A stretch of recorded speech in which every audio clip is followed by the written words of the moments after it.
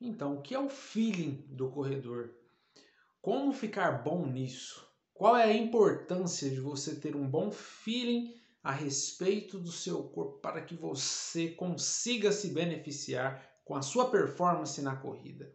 É sobre esse termo que abrange tantas coisas que você aprenderá neste conteúdo top de Everson HMS. Se você estiver entrando aqui pela primeira vez, seja muito bem-vindo, seja muito bem-vinda. Eu me chamo Everson, sou atleta de corrida de rua de alto rendimento, também sou artista. Estou buscando no futuro representar o Brasil, correr acima de 20 por hora, abaixo de 3 por mil.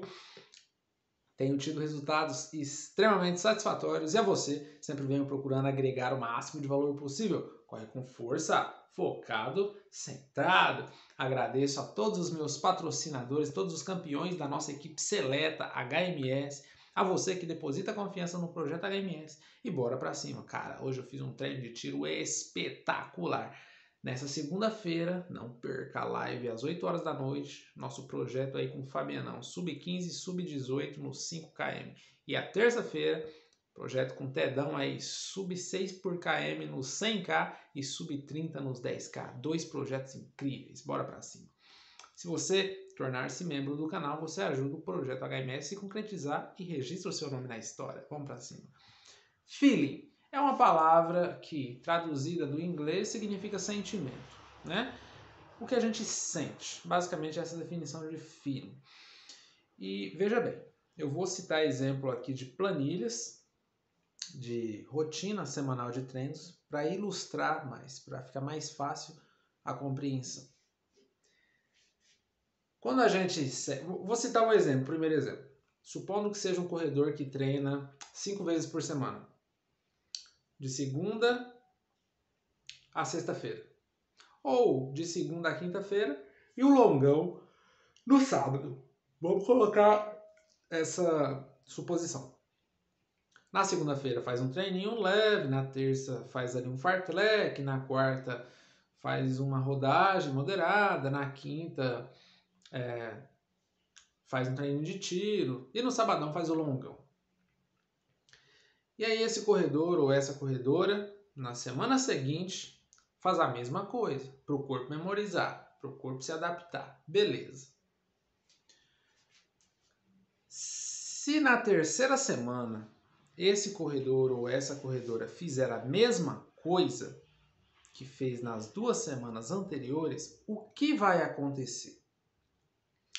O corpo vai ter passado por uma adaptação. Por quê?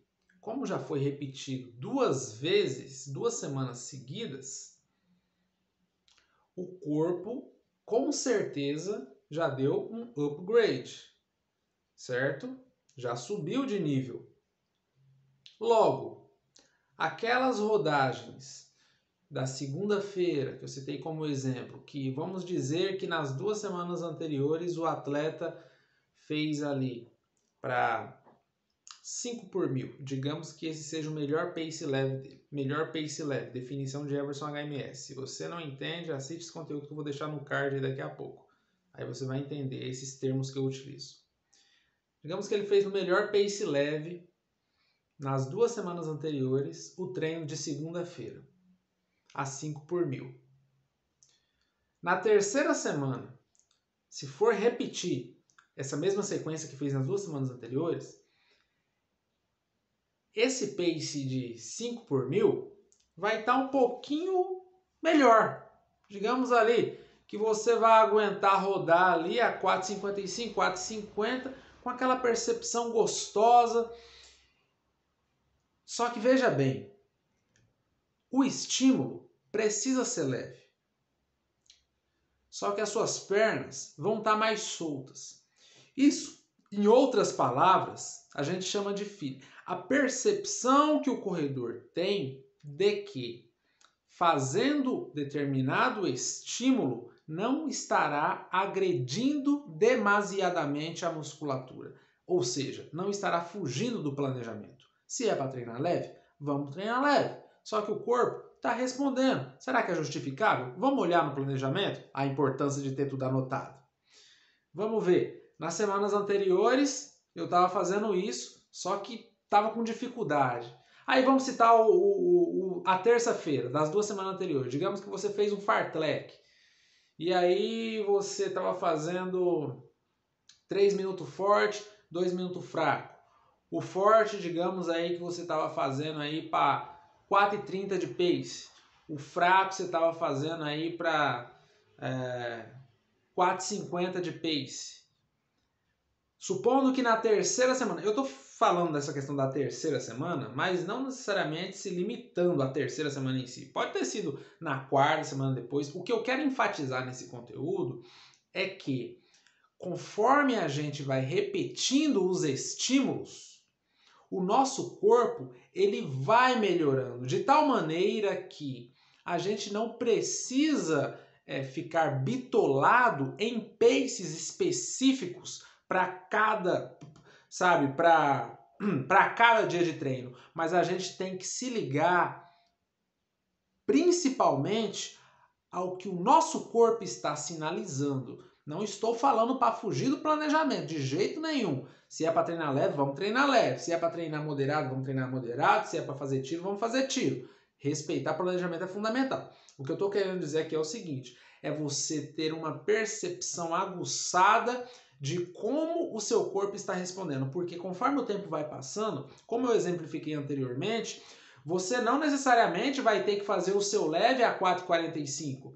De repente o seu corpo já deu um upgrade, de repente você já consegue segurar 4,40 e isso é justificável. De repente você já consegue segurar 4,35 e isso é louvável. Pô, você está seguindo um bom planejamento, você está tendo disciplina, você está descansando bem, você está treinando com uma boa biomecânica, você está se alimentando bem e conseguiu esses benefícios. Então, por que eu vou permanecer fazendo o meu treino leve a 4 por mil, já citando um exemplo mais agressivo agora, né? Por que eu vou permanecer fazendo meu treino leve a 4 por mil, se depois de várias semanas o meu corpo já passou por uma adaptação e agora já é justificável eu fazer o meu treino leve a 3,50, a 3,45? Caso da elite, né? Entende? Então, você está conseguindo entender o raciocínio? E isso é o feeling que nos proporciona saber isso, a percepção, o sentimento da nossa condição atual, sabe? Isso poucos corredores param para pensar nesse detalhe, param para analisar minuciosamente, não necessariamente parar de ficar parado, mas analisar, sabe, enquanto está executando ali o seu treino, mesmo que seja um treino mais forte. É claro que não tem como a gente pensar em muita coisa quando a gente está treinando forte. Só que tem como a gente se ligar. Eu vou te dar um exemplo meu. Na semana passada eu fiz o treino de tiro também.